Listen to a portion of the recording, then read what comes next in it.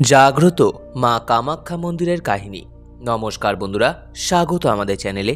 সম্পূর্ণ তথ্যটি সংগ্রহ করা আপনাদের কাছে অনুরোধ, ভিডিওটি আপনারা সম্পূর্ণ দেখুন। বাংলাদেশের ময়মনসিংহ জেলাধীন সীমান্তবর্তী হালুয়াঘাট উপজেলার প্রত্যন্ত মুজাখালী গ্রামে অবস্থিত প্রায় 250 বছরের প্রাচীন এই কামাখ্যা মন্দির। জনশ্রুতি অনুসারে আনুমানিক অষ্টাদশ শতাব্দীর কোনো এক সময় স্থানীয় সুবোধ কুমার ঘোষ স্বপ্নাদেশ পেয়ে তৎকালীন গভীর জঙ্গলাকীর্ণ মুজাখালী গ্রামের প্রত্যন্ত স্থান থেকে শ্রী শ্রী কামাখ্যা মাতার থান এবং শিবলিঙ্গ আকৃতির এক প্রস্তরখণ্ড খুঁজে বের করেন। সুবোধবাবু প্রথমে অন্য স্থানে মন্দির প্রতিষ্ঠার ইচ্ছা পোষণ করলেও উদ্ধারকৃত শিবলিঙ্গ কোনোভাবেই স্থানান্তর করা সম্ভব না হওয়ার ফলে তিনি এই স্থানেই কামাখ্যা মায়ের থানের ওপরে অস্থায়ীভাবে টিনের ছাউনি দেওয়া মন্দির নির্মাণ করেন এবং এর পাশে উন্মুক্ত স্থানে উদ্ধারকৃত শিবলিঙ্গ স্থাপন করে পুজো শুরু করে। পরবর্তীতে তিনি তার সকল ভূসম্পত্তি শ্রী শ্রী কামাখ্যা মায়ের নামে দেবোত্তর করে দেন। সময়ের পরিসরে শ্রী শ্রী কামাখ্যা মাতার মাহাত্ম্য গুণে ভক্তের সংখ্যা বৃদ্ধির সাথে সাথে সময়ের প্রয়োজনে ধীরে ধীরে গড়ে ওঠে এখানকার এই সৌন্দর্যমণ্ডিত স্থায়ী মন্দির। সুন্দর একক শিখর বিশিষ্ট মন্দিরটির একক গর্ভগৃহের চতুর্দিক বেষ্টন করে রয়েছে বারান্দা তথা প্রদক্ষিণ পথ।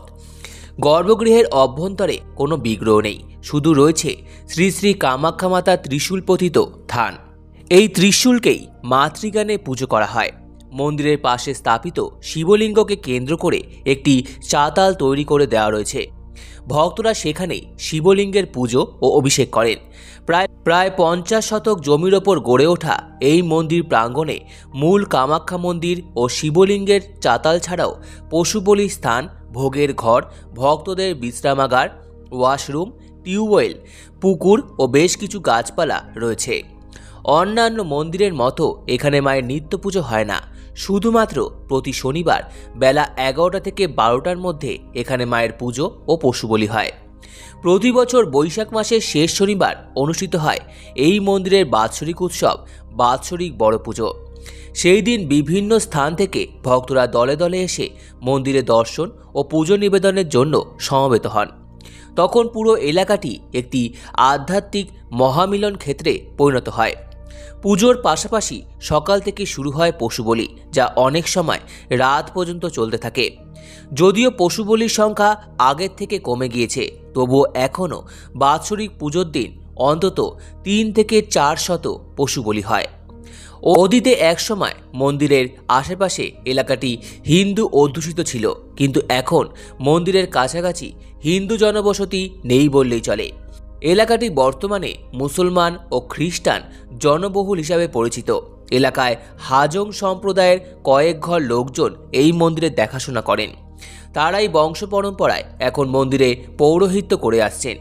বর্তমানে একটি কমিটির মাধ্যমে মন্দির পরিচালনা ও পুজোর কাজ করা হয়ে থাকে। বাংলাদেশের ময়মনসিংহ জেলাধীন সীমান্তবর্তী এই অঞ্চলে শ্রী শ্রী কামাখ্যা মাতার মন্দির খুবই বিখ্যাত একটি দেবীপীঠ। অত্যন্ত জাগ্রত মন্দির হিসাবে এর মাহাত্ম্য ভক্তদের হৃদয়ে সদা আস্থার বিশ্বাস জাগিয়ে রেখেছে। এই অঞ্চলে ভক্তরা প্রতিদিন প্রাতে নিদ্রাভঙ্গের পর এবং নিশীতে নিদ্রাগমনের আগে নিয়মিত কামাখ্যা মায়ের নাম জপ করেন এবং মানত করে অভীষ্ট পূরণ হওয়ার 1 বছরের মধ্যে মায়ের মন্দিরে গিয়ে পুজো নিবেদন করে থাকেন। হালুয়াঘাট উপজেলা থেকে উত্তরে শ্রী শ্রী কামাখ্যা মাতা মন্দিরের দূরত্ব মাত্র 2 কিলোমিটার।